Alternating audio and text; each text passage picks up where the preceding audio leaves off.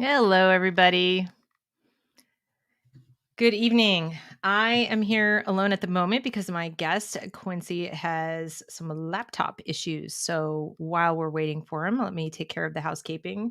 Usual housekeeping. Welcome to the channel. If this is your first time here, I hope you will consider subscribing if you like to have content about education, what's going on in education lately, especially the crisis in education that we're facing. Consider subscribing to the channel, hit the bell. You'll know when I make new videos. I also have a locals community at thereasonwelearn.locals.com. I would love it if you would join us over there. We have 2 Zoom calls a week where we talk about all kinds of educational issues, or if you are currently looking for ideas for how to supplement your child's education, or if you're trying to leave the school system and homeschool, we talk about ideas there as well. So my guest tonight is Quincy Bingham. He was my first ever live interview on this channel. When I started the channel about a year ago, I wasn't even envisioning doing live interviews at all. I was just talking to the camera about education in America and what I thought was wrong with it. And while I was busy doing that and learning about things like critical race theory and so forth, I was doing a lot of reading, especially blog articles by people living out in the world and coming face to face with issues like critical race theory, etc. And I discovered an article by Quincy about his own discovery of critical race theory in real life, like living as a man and working in Chicago, but having grown up in Jackson, Mississippi, and then, moving to the big city and just realizing like, wait a minute, they're not kidding.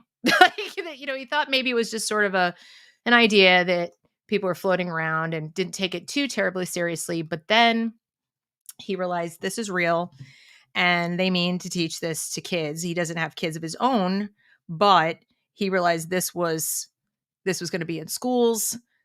He didn't like it. He didn't like the messaging. And I became very curious. How did he arrive at these ideas? What made him him? So we had an interview, and you can find that on this channel, and it's somewhere down in months ago. And then and there's even a piece called The Voices of Reason, and he's my first voice of reason, I believe, talking about it. And then I decided let's check back in with him because he recently wrote another article and it's excellent. And then the title of the article is the same as the title of the show, Why This Black Man Doesn't Buy into Oppression Narratives. So I thought we better hear from Quincy again. I'm still waiting for him to get his machine up and going. But what I'll do is I will share the screen, and then when he gets here, we can even talk about it. So let me share this. Sorry about this, you guys. It happens sometimes. People have technical difficulties. So let's get his article. All right. So here's his article.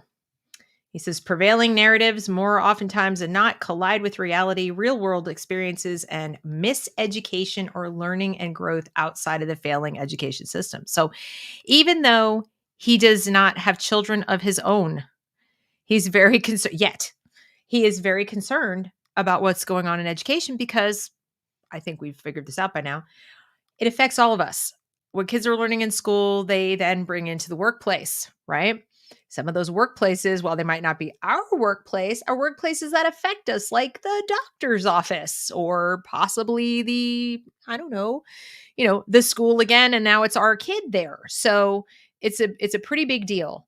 I hope he gets here soon. And so this piece is rather long, as you can see, but he also talks about him growing up as a Jehovah's Witness, and that gives him a particular perspective, which is different from what a lot of people have, because as you may know, Jehovah's Witnesses were persecuted also in the Holocaust. And so he has that perspective to bring to this as well. What I think I'm going to do, since we're waiting, is see if you guys have any questions in the chat for me about anything, just while we're waiting, or if you have some questions you'd like me to ask him, because it is kind of a golden opportunity to ask somebody who, kind of lives it every day. They're living the expectations that people have on, a Black man in American society. And they're, you know, being told what to think in ways that even I'm not, right? We saw what happened to Nicki Minaj recently. Okay. Now she's famous, but in his original piece, Quincy talked about how that's happened to him. It's happened to him. Like, how can you think this? Or, just the dating world is fraught with problems. So do you guys have any specific questions that you want me to ask him when he gets here? Or any questions for me in general? Any thoughts, anything's going on? What brought you to the show today? When you saw the title, I'm curious. What made you think, okay, I want to hear this? Anything in particular? Anybody? Nobody wants to type a question. All right. He said he had to reboot his machine, so he should be here very, very soon. But yes, Paula, you're right. The workplace, politics, Congress, everywhere. Everywhere. It's everywhere. We're told what to think, regardless of who we are. But it is, as Nicki Minaj learned, it's especially true if you step out of line when you are Black in America. That's just what we're observing right now. And let's see. He says, I don't even know how to ask. Phil says, I don't even know how to ask questions like that. What was his relationship with his parents? And did it help him growing up? Oh, that is an excellent question. We will talk to him about that. And, but I remember from the last show, he said that his mom was the biggest influence in his life, and his mother placed a very high value on education. Growing up in Mississippi, he said, interestingly enough, that it was a very diverse group of kids in his school. So he didn't have the sense of, like that racism was a big thing. I mean, he knew about it, but it wasn't like a thing they thought about or talked about all the time. And also, um, he was he was really interested in learning about people he would like to become. So there were groups of kids like in any other neighborhood. There were the kids who didn't care about school. There were the kids who did care about school. The students, and then there were kids who dropped out and so forth. But his mom was really like, you're going to read and you're going to go to school, and that was a good influence for him. Although I think he grew up without his dad, so she was really strong in that respect. But also, he said when he got a little bit older, maybe teen years, and he'll correct me if I'm wrong when he gets here, he wanted to know, how did people get rich? Like, or how do people succeed? How are the successful people successful? So he decided, I'll read what they write. That's what I'm going to do. I'm going to read the books by people like Thomas Sowell. I'm going to read books like Rich Dad, Poor Dad. I'm going to read the books by people who were successful. How did they get there? Steve Jobs, Bill Gates, etc. And he just decided that's what he was going to do. He's in marketing now. He's also really interested in space. He's got a website, I believe, that focuses on space. He's like super into that kind of thing. So if you guys have questions about space, you can ask him. He had to reboot the computer, he said. So that's probably what's taking so long. Let's see. Did he feel like he was held back by the schools, or did he have good teachers? That's a great question. We'll definitely ask him that, because I don't remember his exact answer from the last interview. I think my impression was that he thought he had an okay education, but a lot of what he got out of education was because of his mom and pushing him. So, and let's see. Paula says, I'm going to pull these up so you guys can see these questions too. My granddaughters are mixed, so I worry about how they will react to all this. Kindergarten and 7th grade. Part of the family is pro BLM and the rest is conservative. That is really interesting. I would love to get his take on that as well. Tough for me to answer, because I can only answer as an educator, as a teacher.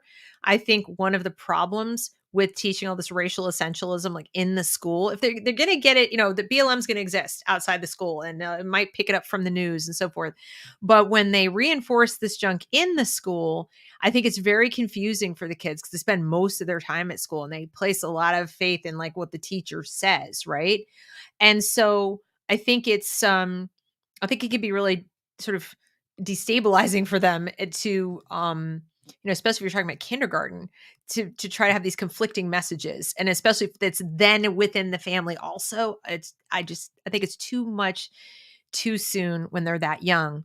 Let's see, what do we got here? I'm hoping to hear how he deals with those who just know that systemic racism is the root of all bad things happening to Black people. Oh, yes, I'm sure he'll have some things to say about that. Um, and I'm telling him I'm running out of stuff. Quincy, get here. Okay. Then it says, Phil says, I read the same books. Does he feel like school ignored important things? I can tell you that I know he does think that he had to teach himself these things because this was not covered in school. Don't know if he was cognizant of like my education in school was, you know, bad or, missing this. And, I don't know that he knew at the time, but here he is. We'll ask him. All right. Hello. We have so many awesome questions for you already. I got to almost scroll back. So, hi, Quizzy. How are you? Welcome. How are you? I'm good. Welcome back. It's been a long time. I know. You got your space shirt on. I was Oh yeah, the Solar go into Republic. space. Yes, it's Solar Republic, my company.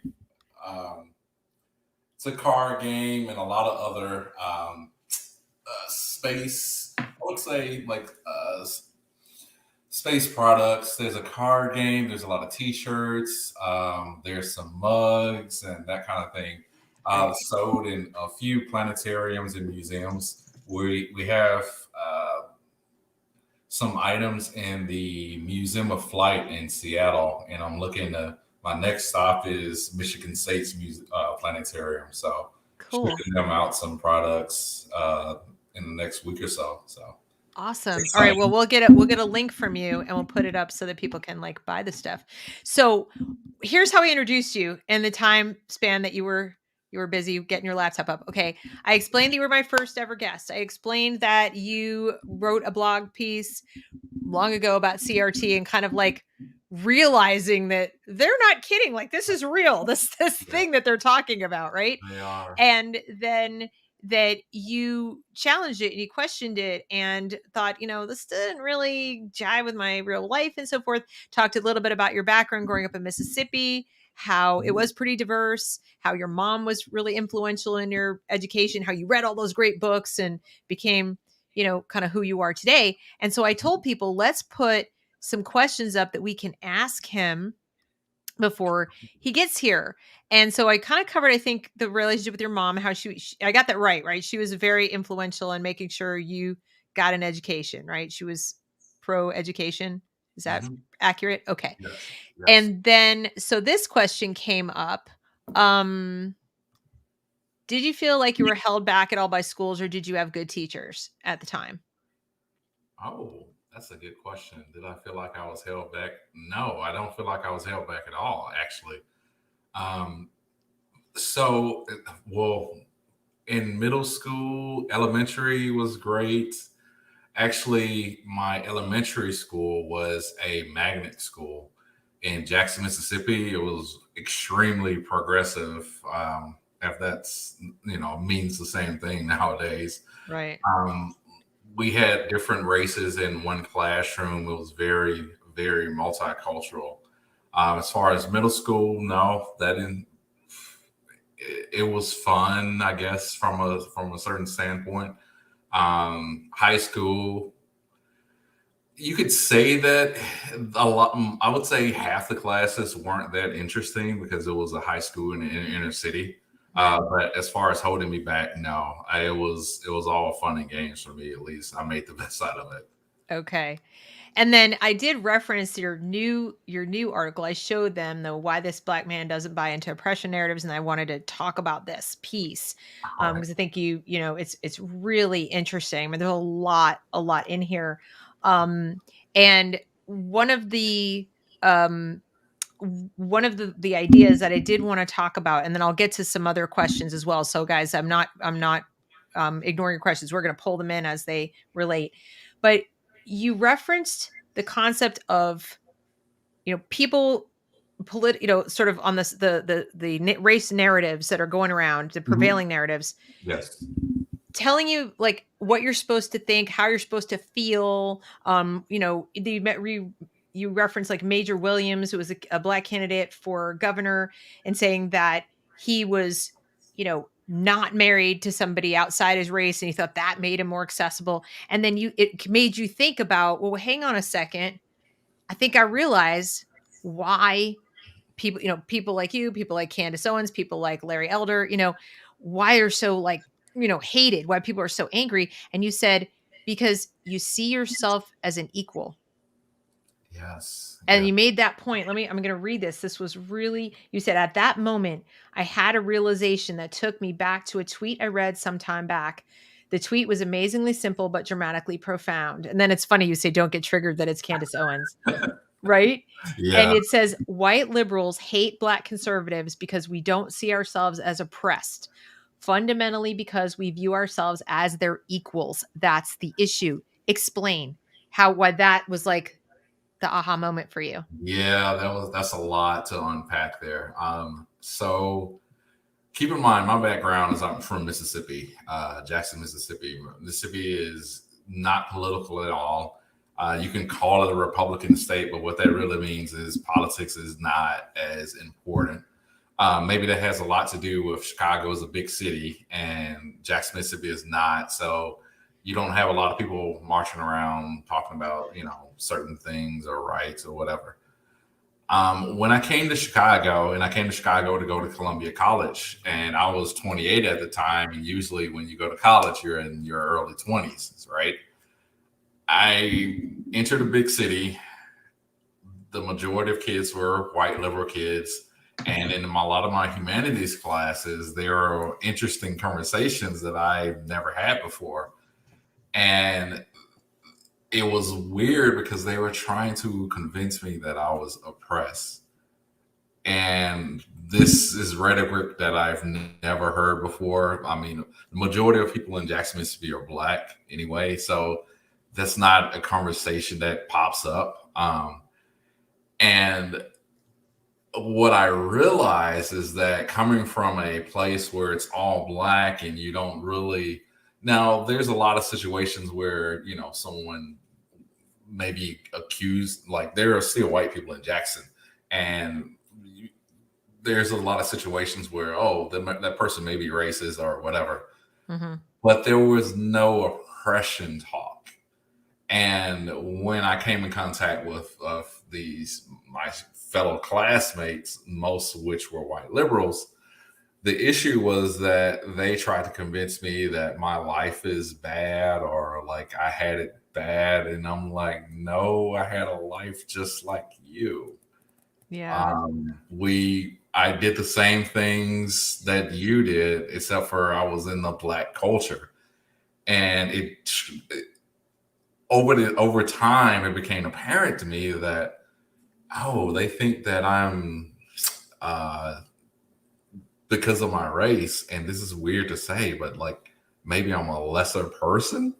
That's how you felt. So you Yeah, felt like, like it's like, like, so you're telling me I'm less capable, but yes, yes. Like I don't understand. Like I have the same faculties as you, and I think the way not I think the way you do, but like I can come to my own conclusions. I can do the right, same things you do. right, And I guess they were just trying to pull that. And there is a dichotomy within Chicago where I think a large part of the black population does have this stigma to them, and I think that's what they were pulling from. But growing up in an all black city where nothing of that came up, it right. was kind of like, oh, I'm supposed to feel inferior to you. Like I Wow. didn't get that memo. That's Yeah. what it feels like. Well, it's, I pulled this up and here's something else that you said. Let's see if I can grab it. You also said life is a head game, with the vast majority of our hopes, dreams, fears, aspirations, joy, and pain existing only between our two ears. Most people don't know this, and even those who do still don't know what to do with the information. Yeah. So that I find that fascinating because, well, let me ask you this. Do you think they're getting this message to kids? Do you think kids going to school today are getting this message that, life is a head game, and a lot of all this pain, a lot of all that where you think you're feeling it's in here and not out there. Look, Dad, we can talk about this for days and days. You can just give a simple no or yes. You don't have to go on for days. Oh Just my like God. if it's Well, a the vlog I wrote right after this one was basically how academia has failed us. And okay. actually, the answer to your question, the simple answer is no, but it's deeper than that. They're probably getting the opposite message Okay. as far as that. And even the school I went to, even though I don't feel like it held me back, that message is not a message that you're going to get in any public institution anywhere, because that's something that it's out there, but it's only reserved to those who search for those answers. Right. So, Now, go ahead. oh, I'm sorry. That brings me kind of to Paula. Before you came on, Paula Mhm. had said, "My granddaughters are mixed. So I worry about how they'll react to all this. Kindergarten and seventh grade, part of the family is pro BLM and the rest is conservative." And I had no clue what to say other than from a teacher's perspective. I said, I wouldn't bring that into the school. These poor kids are going to get that the second they walk out the school anyway. It's in the family. They're arguing. BLM's on the street. They're going to see it. Why are we cluttering up their school time and their learning time and making school yet another place full of controversy? What do you say to though from your perspective? You have relatives and friends and family that might be similar to where they don't all agree maybe. Yeah. Well, it's kind of a weird question to ask because I've had the discussions with my family back home, and I don't know if anyone has seen that Lil Wayne interview where he's like, I, I don't know BLM, I don't know them, and that has nothing to do with me. My family, and this is weird to say as well, but they don't really, BLM is not a part of their conversation. They see it and they don't. And like some people maybe, yeah, that's right. I believe in that, but it's not a part of their everyday life. It's not a part of the conversation. No one talks about BLM, at least in Jackson, Mississippi. As far as my family goes, they may support them, but it's not like I said, we're not. I don't think people in Jackson, Mississippi, are really that political. Right. So it's kind of weird. As far as Paula's situation, I think the only answer is you can't. These last few months since we've had our first conversation, I realized that I mean, it doesn't do any good to continuously try to fight back against these narratives. We have to build other things. If you want your kids to be educated, then you have to introduce them to things that you want them to learn. Because just trying to be anti this and anti that, anti Black Lives Matter, because at the core of it, if Black Lives Matter, they're going to disintegrate, because I mean their cause is getting exposed on an everyday basis.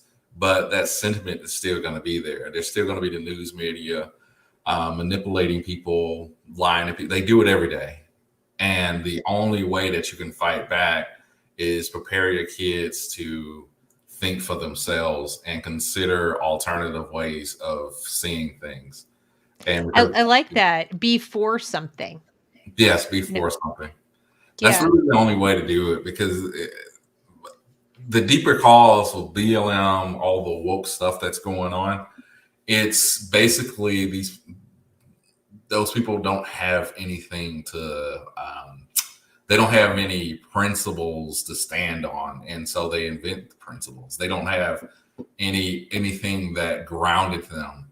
I Right. think religion is a good placeholder for that, but I mean, a lot of people don't have a religion or they don't believe in God. That's fine, but you Yeah. need some kind of core thing to ground you when you come into contact with certain ideologies that don't make sense in the real world. If that Right. makes sense. Right.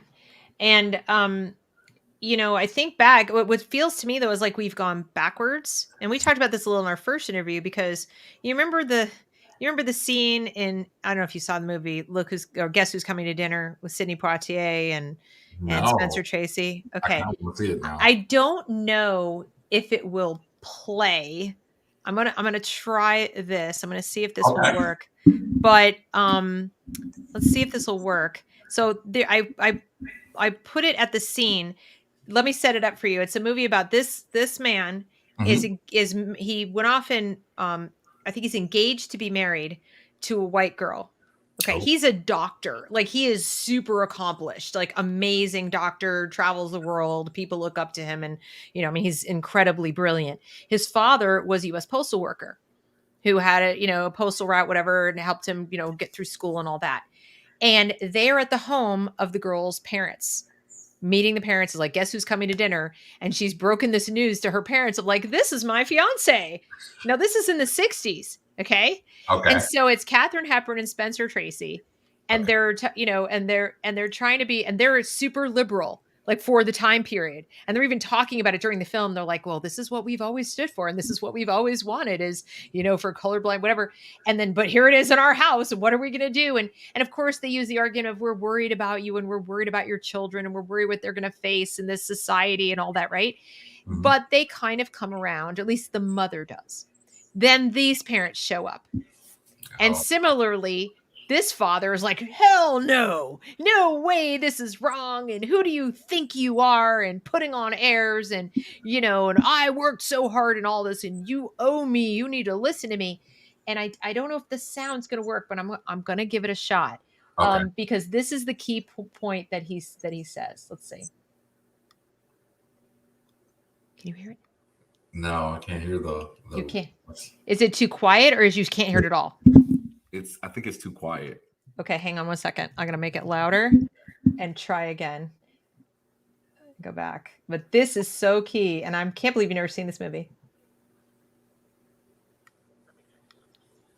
Oh, I hear a little bit more, but it's really quiet. Really It's quiet. really quiet.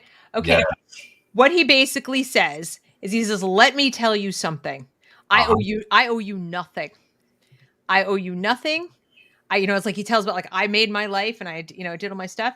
And then he says, you know what the problem with you, Dad, is? The problem is you see yourself as a black man and I see myself as a man. Oh, wow, that's deep. It's like one of the most powerful scenes in film, in my opinion, as far as this kind of topic. And this movie was made in, oh God, I'm trying to think of what year it was, but we're talking the 60s. Okay. Wow, that's profound. So, and what's interesting is when I read your article, your latest one, and you said that about they see us as equals, I was like, Sidney Poitier. That's like the immediate thing that popped into my head. Okay. And I thought, like, you got to see that movie because that is his exact point. And here we are 50 some odd years later. Uh-huh. Shouldn't we be farther along? Shouldn't we be like looking at this and going, gosh, have we come a long way? This is amazing. It's so fantastic that people are, marrying whoever they want. And it's like, who cares? Like, you don't have to go now, Mom, I need to tell you something. Dad, I need to tell you something. It's more like meet my fiance, like, person, Yeah. human being. And that's what I thought Martin Luther King, was about. That's what I thought all the marching was about. That's what I thought all the civil rights, activity was about. And I feel like now we've gone in this weird direction where we're getting people going, even within the Black community, like your politics are wrong. Yes. You're agreeing with someone of the wrong race of saying things I don't like. Like it's gotten down to this micromanaging of opinions and stuff. And I love what you said a couple minutes ago about they're going to do what they're going to do. They're Yeah. they're going to do what they're going to do, and we just have to be we have to be for something and teach our kids something else. So, and then, yeah, because Live by Faith here says, it breaks my heart that a culture who looked up to great people like MLK have gone on to judge a person by the color of their skin and not the content of their character.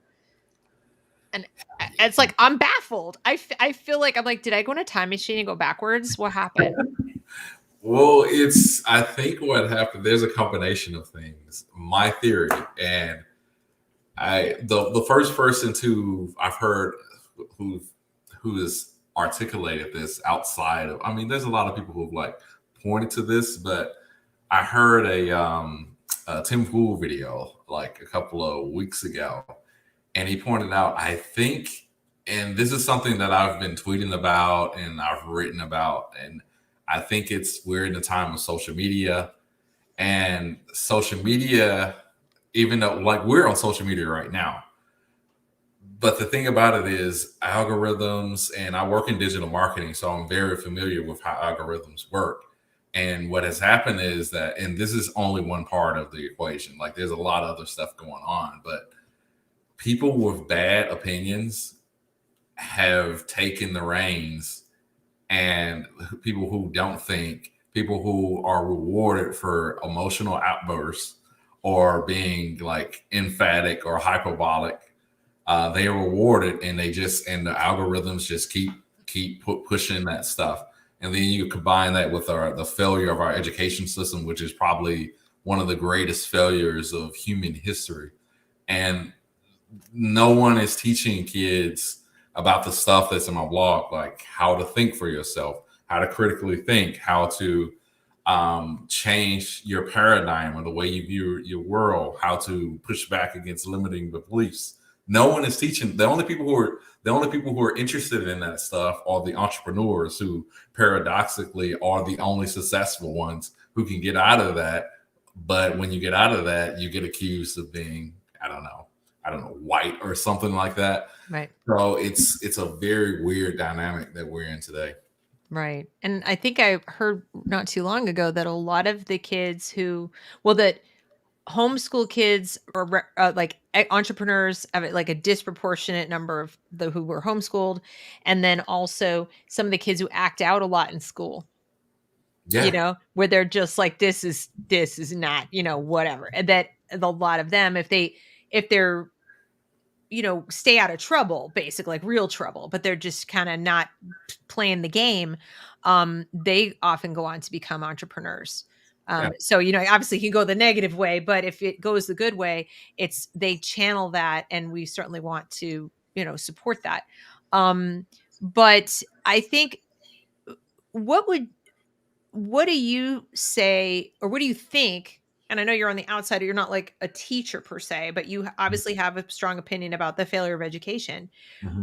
What do you think is the key way that it has failed? You mentioned it doesn't teach the critical thinking, so forth and so on, but like, what are they doing wrong today, like just on a daily basis, that you think, it could be improved if they did this, if they threw this out or did this differently? Wow, that's a huge question. It's too big.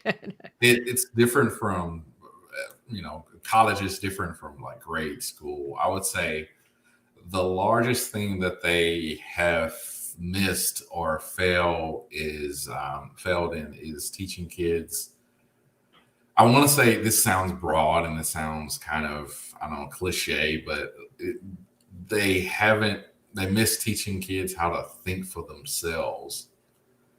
They missed teaching kids.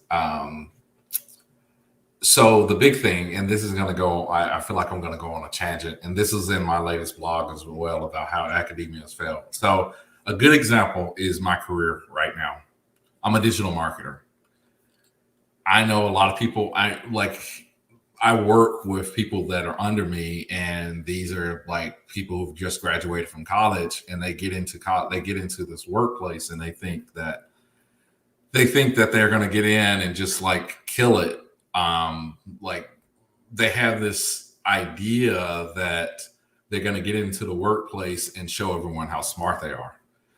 That comes from the education system teaching kids what the right answers are, instead of teaching them how to get to the right answer or how to solve a problem. They don't teach how to solve problems. They teach people how to memorize stuff.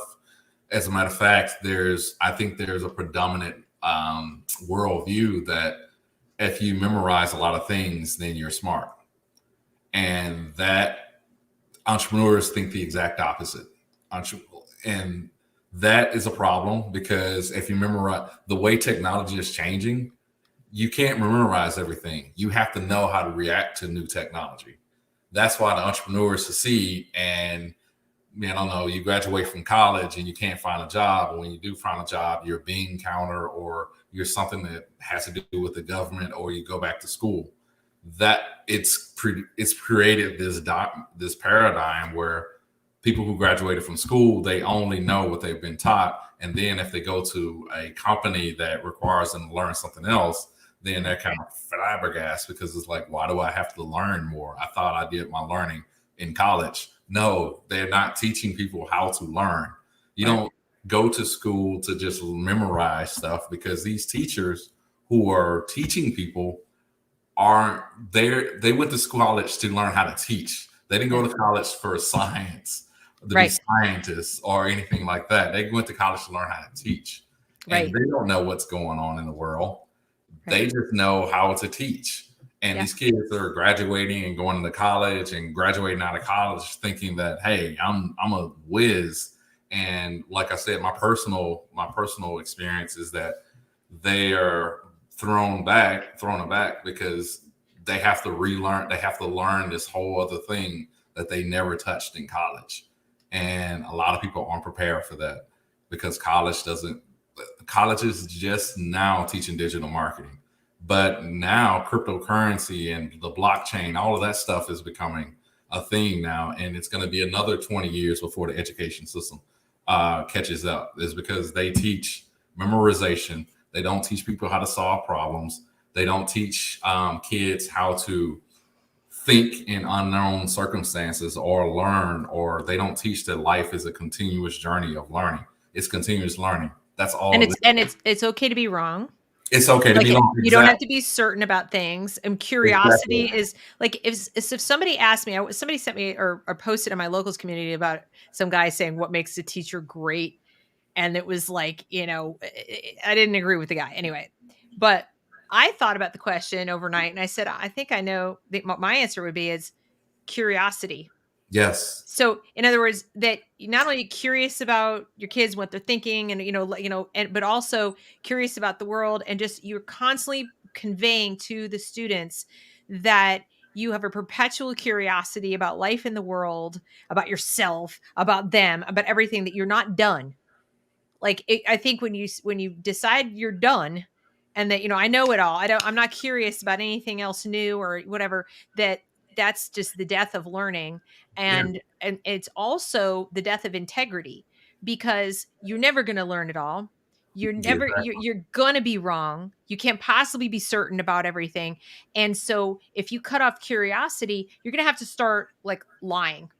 Like, at some point you're going to have to start like pretending stuff you don't know, right? I want to go back to your article because there's a couple other awesome parts of this, okay? You said there are very few boundaries upon what one can accomplish. It starts with our beliefs, paradigms, and thoughts. Therefore, if you believe you can, you can. If you believe you can't, you can't. Everything starts with deep personal awareness, acceptance, and responsibility. I can tell you as an educator, they're not doing this. No. And then, you said the vast majority of us, no matter the race, another important point, are unaware of this. So circling back to our question, no, I didn't embrace whiteness. And I doubt a lot of conservatives have embraced whiteness. What they have embraced is the American idea of individualism, positive change, and progress, multiculturalism, and racial non-essentialism. And then I love the quote that you put, the David Brooks quote. He said, almost every successful person begins with two beliefs. Mm-hmm. The future can be better than the present, and I have the power to make it so. Yes. And wouldn't that be so awesome to have in a school? Like if you walked into a school and then that's what's up there, not Angela Davis quotes, not Karl Marx, but like that. Well, another way the education system has failed us is because it doesn't inspire anyone. I didn't have a bad educational experience, but they didn't inspire me to be great. They didn't inspire me to like discover something new. Because the teachers weren't, I think a lot of times the teachers just aren't that person themselves. And if you're in the business of teaching, then this is going to sound awful, but I don't think that you get into it. There are teachers who, aspire to be the best teacher and aspire to change, like affect change in their communities, but they're a minority, right? Right, exactly. And there's no aspirations. Yeah, it's true. It's so true. But we talked about this in our last conversation and you told me you read a lot of books, but is there anything else to which you attribute your mindset, like your just general, that you think these things, that you think this way. You just mentioned that, school wasn't that inspiring, it wasn't bad, but it wasn't great. Like, what would you say were the big contributing factors to you becoming you, thinking these ways? It's this is going to be an unexpected answer. Are you ready for it? Yeah.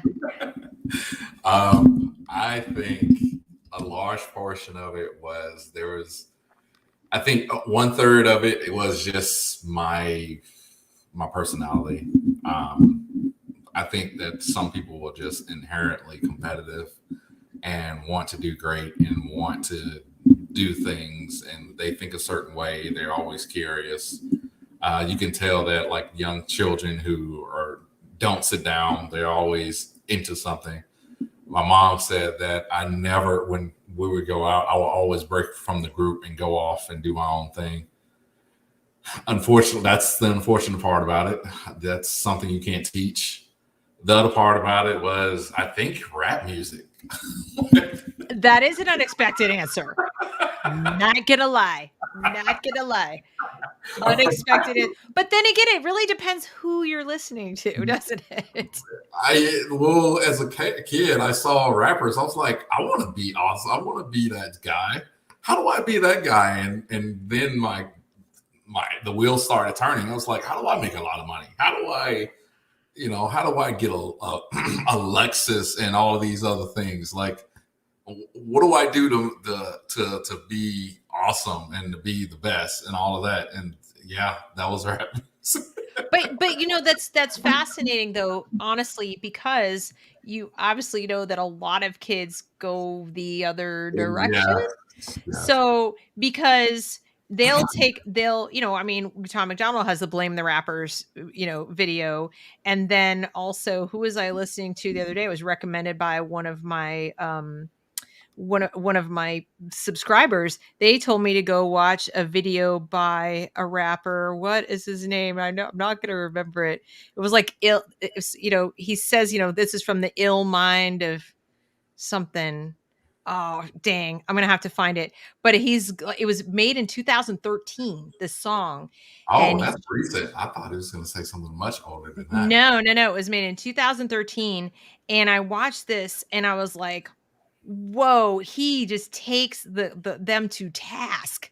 Like, he's talking about the rappers themselves, the guys wanting to be them, the girl. Yeah, it says Hobson, Ill Mind of Hobson. Ill Mind of Hobson 5, whatever. And this guy just like goes off, and it's brilliant poetry. I mean, his bars are fantastic, but I watched it and I said, I'm surprised this guy's still alive. Like the things that he was saying. But because there are some people who would hear rap music and be like, how do I be like them? And they would just try to emulate the mannerisms, behaviors, attitudes towards women, but you took it a different way. You're like, how do I, Quincy, with my brain and my talents and my intellect and what I got going on, get rich? Not how do I become a rap star and how I act, like mime or like whatever it is, mimic a rap star, but how do I become successful, which is a completely different thing, right? Yeah. And all of my like, Lil Wayne is a big one. Like Lil Wayne, Nas, even like growing up, Mobb Deep, like their music is extremely violent, but but at the same time, it's like they had this mentality. Like every rapper can rap about like shooting things or shooting people or, I don't know, doing drugs, all of that. But they had a mentality that was like, here's what I want to do, and I'm going to go through this thought process of how I'm going to do it, and I'm going to be successful. Right. And there was something about that, and maybe it's just me. I think I'm in the minority there, but like I didn't. When they rap, I was like, I didn't look at like, oh, they're doing drugs and all of that. I just looked at, here's how they view themselves. There was no like oppression talk. There was no like, the white man this or or there was none of that. It's like, I am going to be successful. I got that. I don't know how I managed to get that message, and other people don't. But I got that message. Well, I was like, oh, you said though, you said your personality is what it is. yeah. But it's an important point because a lot of people forget that there's an echo now. Oh, the people to a degree are who they are.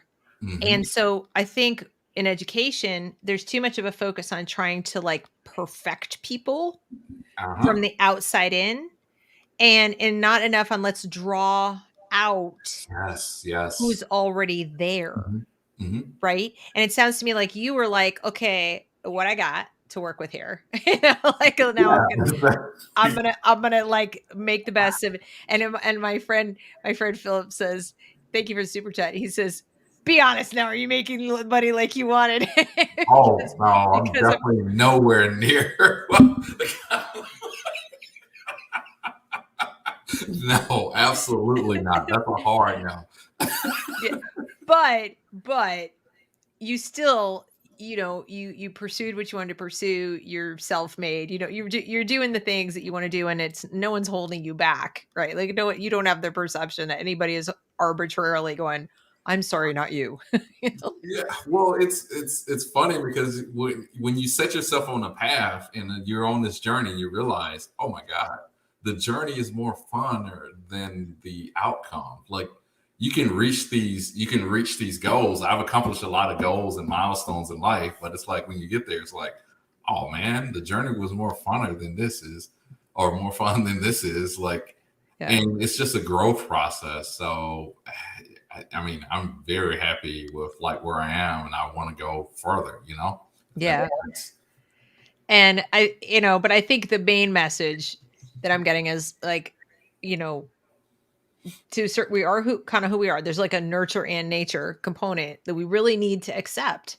And like you said, people can listen to rap music and then grow up and be Quincy, and there are people who listen to rap music and not, so you know what, I would also add that kind of goes back to the we see ourselves as equal thing, because when I looked at rappers, I didn't want to I kind of wanted to, I developed the mentality that they are my equals, I can be them, why most people just want to look up to them. Like if I saw one of my favorite rappers right now, it wouldn't be like I wouldn't get, there will be some kind of starstruckness about it, but it would be more like either I want to be like you or I want to get where you are, but it wouldn't be that I see him or her as this person up here and I'm down here. And I think people do that to themselves with anything. And I think that's what a lot of people in the Black community do with like white people. They're up here and I'm down here, and this is just what it is. Even you can put that dynamic in any situation. Like people who are like want mask mandates and vaccine mandates and all of that. They think that the government is out here like smarter than them or doing or know something that they don't know, so I'll just trust them. No, you're a person just like them. You have the same capacity as they do. Right. That's the mentality. Yeah, I think that like when I read your piece, I thought that, like I said, first I thought of the movie, which you have to watch. And the next thing I thought of was, this doesn't get said often enough. Like, I was so glad you wrote this because, people, that is just such a simple thing that we're equal. We kind of literally are equal, right? In the sense that, we're human, we're all human. We're born. And even if you're born, like, you're born in a rich family or a poor family, whatever, we're still essentially going to have to make of this life what we make of it. It's only like the tiniest percentage of people that go like, here's your giant inheritance in your trust fund. And you're like, and even I've met kids. I had a roommate who had a trust fund and she got hooked on crack and it was gone in a year, literally gone in a year. And she was penniless. So, and, had a wealthy family and everything like that. Now that's an anecdotal story, but it's just to illustrate that at the end of it, we're all just, we have good choices we can make, bad choices we can make. and you could start on top and end at the bottom. So it's we are in that sense equal, and at the same time we're not equal in what our talents are, our interests, and all of that stuff. And that's okay. Like, we have to respect that too. And rather Mhm. than being looking around for somebody else to blame for what we are not, or Mhm. what advantages we didn't have when we were born or whatever, we kind of have to just kind of get busy, and like Yes. get busy with working with what you've got to work with, Yes. because Yes. you can still make a whole lot of yourself, right? And so I just thought it was such a great positive message that you wrote in this piece. And I like I said, I have the link in the description box and all that. But I wish I had like a ton of time to talk to you, but I have to pick up my daughter at like 10:15. So I just want to start like moving in the direction Mhm. of this. Now, you mentioned about marketing. You're in marketing, and Mhm. we've seen that marketing has picked up on these narratives as well. Yes. So we've got Coca-Cola. Somebody asked earlier in the comments, what do you think about the be less white thing that they did with their employee training? Now, they took it down, but there have been other big brands, Mhm. really big brands that I've noticed on Twitter. You probably see it, some of their ads where they've replaced all the faces in their ads with, there's no white faces anymore. They're like all black faces, or they have, in the commercials. I almost never watch commercial TV, but I don't know, it was a few weeks ago I watched something commercial and I'm like, what? Like, it's not, I don't know, I can't explain it, but it's very obvious there's been a shift in marketing, Mhm. not just in terms of the faces that you see. And I'm certainly not complaining, it's just making an observation. And there's a shift in tone and attitude too. So I used to joke that they always made like the dad in the commercials the dummy, and like Yeah. mom was really smart. And now they kind of flipped it to where like the black friend in the commercials, the smart one, and doing I whatever. And noticed that too. have you noticed I'm that too? very And hyper the aware white of friend that. is Yes. like the Yeah. dummy. And it's subtle. And like I said, I don't care. It's a commercial. All right. So I'm definitely not the type of person who goes, oh my goodness, this is terrible. But as a marketer, because my big question is this really selling? Like, are there people sitting at home going, oh, well, now I'm going to buy your product? Uh huh. Like, is that, do you think that's effective marketing campaign? Actually, I do, because Interesting. I think, well, I mean, that's a very pointed question. Do I think it's effective? Yes, because the majority of people that are buying it are your, I would say the majority of consumers, the biggest consumer block is white liberal women, and that sells to them. That sells. So yes, they are effective. Um, Wow. because I that's guess just that just goes to show I am so not one of them. Like, that is the cultural. That's kind of, they're just catering towards the culture, and unfortunately, that is what it is. That's what they want to see, and it's not that I don't.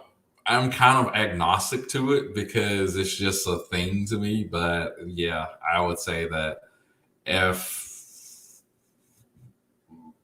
I don't see anything wrong per se, but I do notice it, and I do see it every day. Like, I'm hyper aware of it. So interesting. Yeah, because it's I, weird. like I said, I don't really watch a lot of commercial Mhm. television. I don't read magazines, so I'm probably consuming fewer advertisements than Mhm. their typical audience. I see them more on social media. That's where I notice it a lot. And but I do find it interesting because I'm like, well, I know who I am, because I know how the algorithms work. And so I know as Mhm. much as there is to know about my eyeballs and what body they're contained in as I'm looking at your ad. And so I found it fascinating. I'm like, why do you think this is going to sell me more than the ad you had last year or whatever? And because clearly they do, or they wouldn't have changed it. And then you help me understand. They think because I'm white and female, that this will resonate with me, but like they're forgetting the rest of my content. And I'm posting that no, that Yeah, doesn't really work. yeah. It's a kind of a complicated thing because corporations will do whatever it is to capitalize on their bottom line. That's why you've seen a lot of corporations like embrace this woke stuff, because I mean, it's hot right now. It's trendy. Like, it's trendy to be woke right now. Being woke is not more. I don't think it's not going to change anything. It's actually a negative thing for our culture, I believe. But it is what it is. It's something that a lot of people, a lot of younger people are pursuing. Yeah. If that makes sense. Now, somebody's asking me, I know nothing about this, but maybe you do. What does he think of Target's black-owned sunscreen commercial? I'm totally confused by it. I don't even know what it is. I've never heard of this. I've never known not one black person wear sunscreen ever in my life. So that's interesting. Like, not one black person. Well, maybe it's not for you. Maybe it's black-owned sunscreen that I'm supposed to buy. I don't know. Because, I mean, if I set foot outside without sunscreen, I'm basically a raisin. So, like this. Black-owned sunscreen? Yeah, I mean, like the people who own the company are black? I'm guessing. That would. I have to Google that when I know. But so, I mean, that was just kind of, as a marketer, I think you have an interesting perspective because you're seeing what's going on and, and why they're doing it as a marketer, but you're also seeing it as a black man and, kind of like going like, all right, I see what you're doing there. All right. Like it's gotta be. So, all right. I was told today, Deb, you don't know how to end your interviews. I don't. I suck at this. Okay. I could talk to you like all day, and I really wish I had more time. This is the one big flaw of Wednesdays. We've got about like 5 more minutes. Okay. So you say it's a fad. You think it's fads die out of their own accord, it seems. Yeah. So you see that happening as well. It's very complicated. Like, being quote unquote woke is a very specific thing. In my view, in the way I see it, and I think yes, that will die out. Now, there's a lot of political stuff that won't die out, like leftism is not going to die out. They're just going to find something else to be leftist about. But yes, this woke stuff, it's gonna die out. Like, there's, you think it's just reaching like peak clown world after. Yes. I think what was I saw? I think I saw the other day somebody put on Twitter. It was something about white people like to own dogs because it reminds them of slavery. They miss owning like genetically, I guess, like miss owning slaves. Oh my god! Yes, I saw that. I kind of like. So should I own like a rabid dog so it can chase me so I can relive the running from the Cossacks my ancestors ran from in Russia during the pogroms? Should I like miss that too? I mean, this is so weird. Well, so like 20, 30 years ago, if someone was to say something like that, they'll be laughed out of the room. The only reason why that's a thing now is because of social media. It is giving a platform to people with shitty ideas. Like, and that's just a bad idea. And it's getting, the algorithms reward you for being, hyperbolic, saying something weird off the cuff that people are like, even if they get ratioed, it's still like prominent. You still have, gotten a lot of eyeballs on your stuff. It's probably not even real. Like, half the time I look at these things when people say stuff that's really out there, and I think this has got to be like a 4chan troll. Like, for the longest time, I thought the entire, I thought to myself, CRT itself, 4chan could not have thought up a better way to troll America. Like, I mean, if you think about it, there's something so perfectly ridiculous about it. And the only thing is, obviously, I know where it really comes from, but it's so inside out and backwards that it sounds like the kind of thing that, people would do if they wanted to just tweak you. And then go, haha, just kidding. You fell for it, Unfortunately, yeah, CRT, like, I seen it in college. Like I said, I was a 28-year-old going to, freshman year in college. Not freshman, but something like that. Yeah. And I'm with like 20-year-olds, and like I saw the wokeness, and it's just I was I don't know. Shocked is not the word, but thrown aback is more of the word. Like, how does this even make sense in a logical world? Right. Exactly. So okay, this will be my last question, I guess. If you have kids someday, Hmm. what how do you think you'll educate them? How do you think you would want them to be educated? Knowing what all the things you know and kind of in the world we're in and all that kind of stuff. Man, that's a deep question. So first of all, I'm in the process of looking for a place. I'm moving back down south. I am going to go to the reddest state that I can go to. So you're leaving Chicago. You're like, Oh, goodbye, Beetlejuice. I'm out. I was done with Chicago like 10 years ago. I think I've been here 12 years or something like that. Like, yes, there's no way that Chicago is not for me in any way, shape, fashion, or form.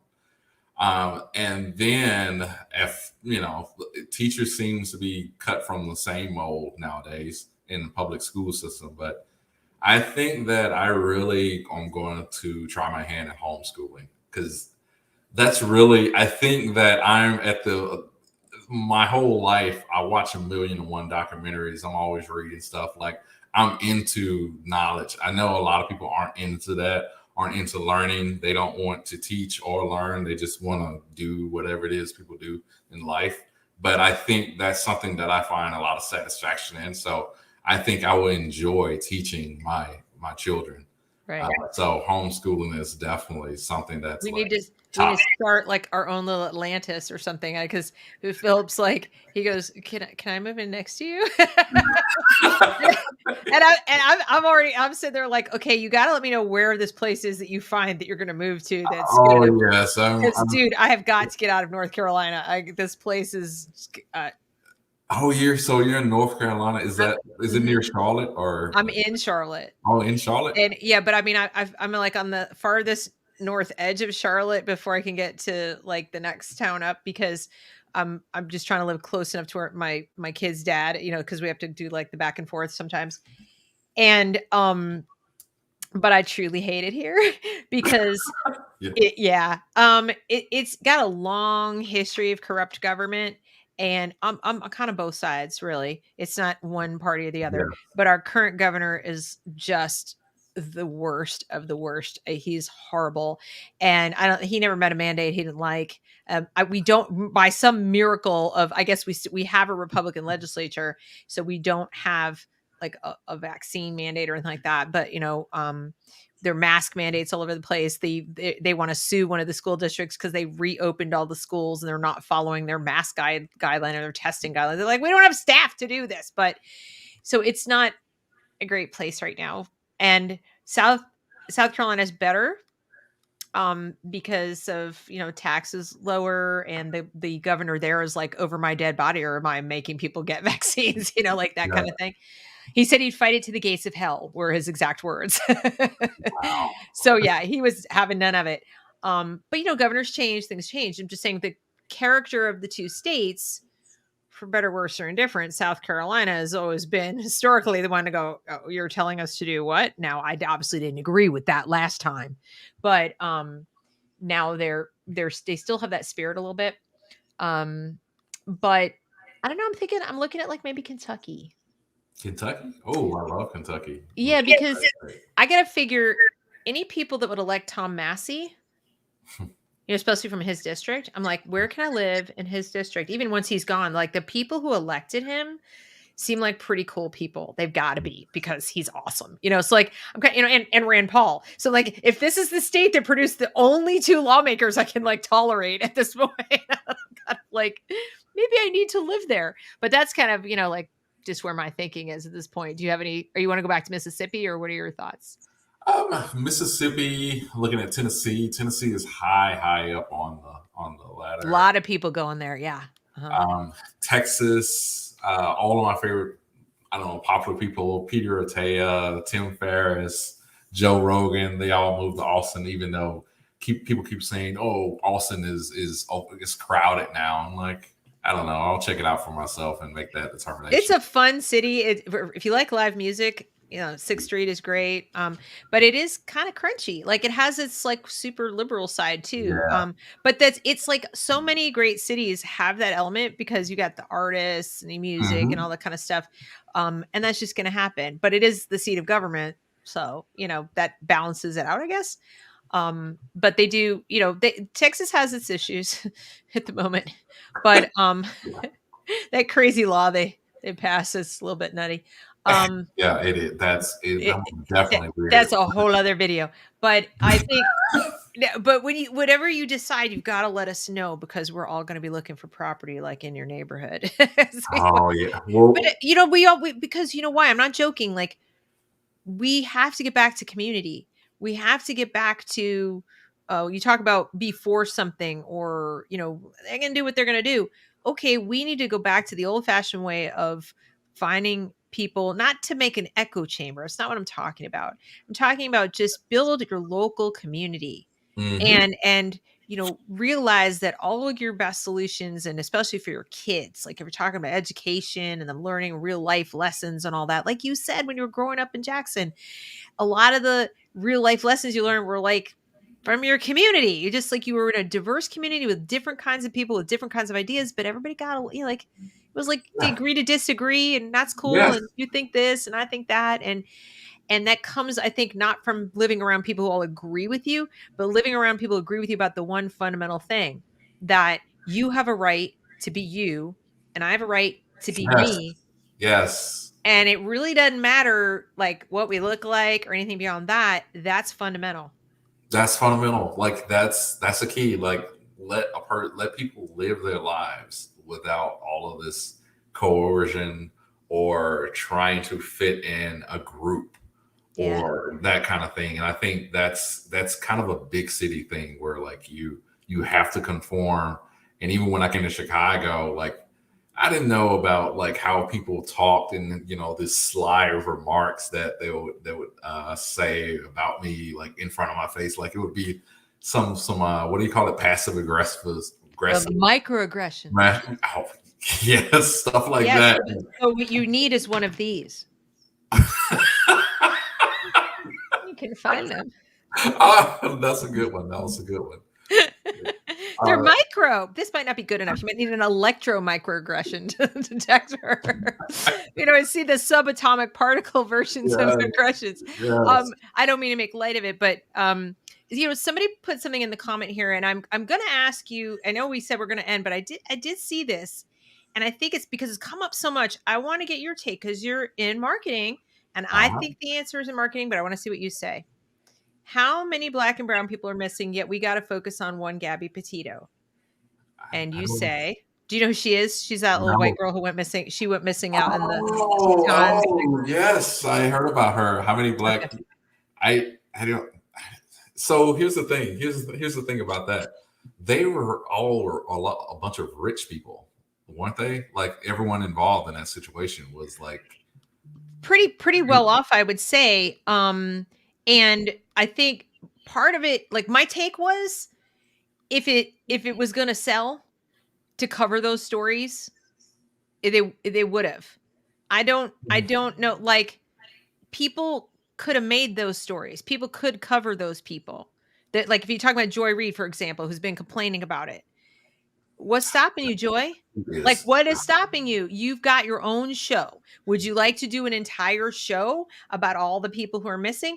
Knock yourself out. It's not us in the viewing audience who go, don't you dare do that show. It's like you made a business decision, a marketing decision yes, that for whatever reason you thought this was going to get more clicks and more interest and whatever. Okay, there was like a mystery component about it. I mean, whatever. So it was pretty unusual as stories go. So I'm thinking there's the like novelty, like it's unusual. Also, she was like a vlogger.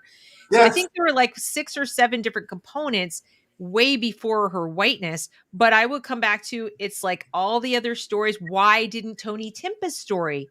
And he was white, right? Why didn't his story make the front pages? Because it wasn't going to sell. It's like yes, it's in the end, news is a business and they suck. And that's what they do. They cover what is, I mean, I'm not defending it. Don't hear me like saying this is good or whatever. I'm just trying to, that's my explanation. I was just curious, you as a marketer.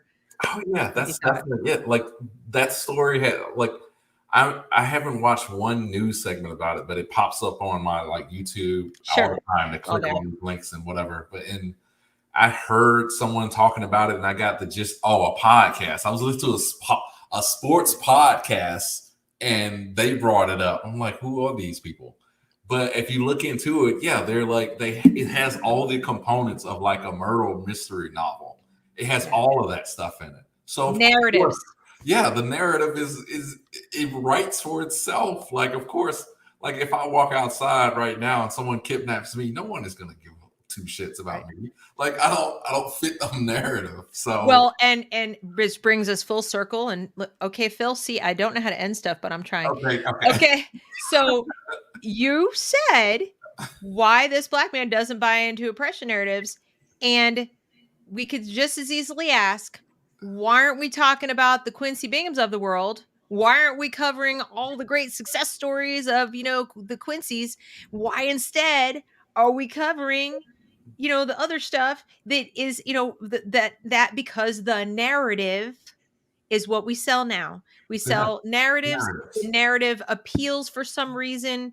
It sells, it gets clicks, it gets likes, it gets ad buys, it gets what it gets. So if you don't like the narratives that are predominating in our society, don't buy them. Yes. Don't buy them. I mean, either literally or even like in your mind, cognitively, and don't live them out. Yeah. Don't live them out, and do what Quincy says. Find something to be positive about. People going to do what people are going to do. People are going to have bad ideas. People are going to try to push them on your kids. If you don't want that, don't go there. Like do something else, or give your kids a different narrative. Like he said, that one phrase, and that is going to be a better message, right? That's correct. All That right. is correct. You're awesome. Thank you No, so much for coming again on my you show. invited me. Like I this is know. wonderful. Like thank you so much. No, I so enjoy this. And like I said, I wish we had longer, but he's going to come back, right? You'll come back again. Yeah, Because now most you're going to go definitely. write another Absolutely. article. People I've seen in the comments that like they're sharing the heck out of your piece. So that's Oh, great. thank Follow you. Quincy. Go to the blog or go to the Medium page and follow his stuff, and so you can get other blog articles. Follow him on Twitter. Now your Twitter handle's a little interesting, so I don't know how we. It's Quincy LSV, but the title is like Cutopolis. I'm trying to hide. That's my way of hiding. Oh, never mind. Sorry, you're gonna have to go look for him. I can't So help you there. so the tag, the handle is Quincy LSV. So that's Okay. simple. Okay, there you go. All right. Thanks everybody for coming. Thank you so much, Quincy, and thanks for bearing with us with the delayed start. So if you're watching on the replay, thanks for sticking with us. All right, everybody. Good night. All right. Bye.